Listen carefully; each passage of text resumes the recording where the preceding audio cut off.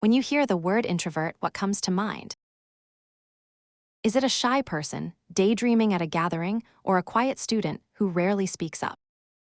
But there is much more to introversion than just socializing frequency. In fact, research from a Wellesley College professor shows that introversion is a spectrum with 4 distinct types. By definition, introverts need alone time to recharge and avoid emotional drain. Here are those 4 types. First is the social introvert. This might sound confusing, but these people balance being outgoing and private. They do not feel shy in groups and may enjoy them, but they get drained if they stay out too long. While they like spending time alone, they want a few close friends to depend on. Among this group, they are the most social, so much that someone who doesn't know them might assume they are an extrovert during hangouts. However, they won't share much about themselves with anyone other than their closest friends. Second is the thinking introvert. You can picture the classic daydreaming wallflower here. These people don't mind socializing, but rarely do, because they are lost in their own world. They often seem aloof to those who don't know them, daydreaming frequently. Thinking introverts are very introspective and more in tune with their feelings than average people. Others might have trouble connecting because these individuals have a unique thought process and prefer experiencing thoughts rather than explaining them to others.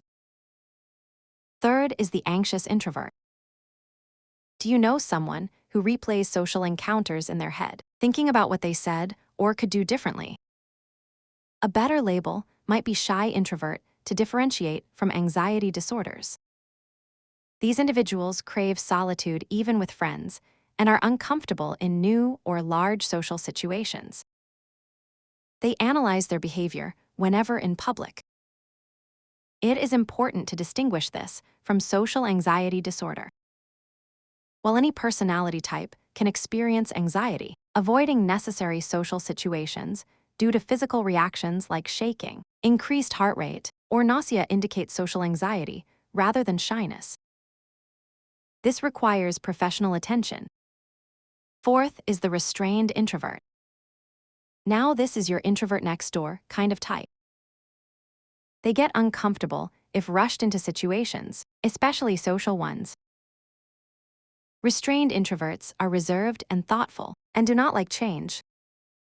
They will go out only if planned far in advance, but would rather relax by themselves binging shows, reading, or doing yoga. They find comfort in routine and may struggle to move their mind and body after waking up. They thrive on routine and appreciate ample forewarning. If you think you are an introvert but did not relate to any of these types, you may be an ambivert or closer to the extrovert side of the spectrum. Learning more about your personality type helps you communicate your needs to people with different personality types and strengthens interpersonal relationships. Did you find this insightful? Will you now be able to tell the different types apart? Can you think of any other types? If you are an introvert, which of these 4 types did you relate to? Share this with an introvert you know to find out what type they are. And remember, understanding yourself is the first step to understanding others.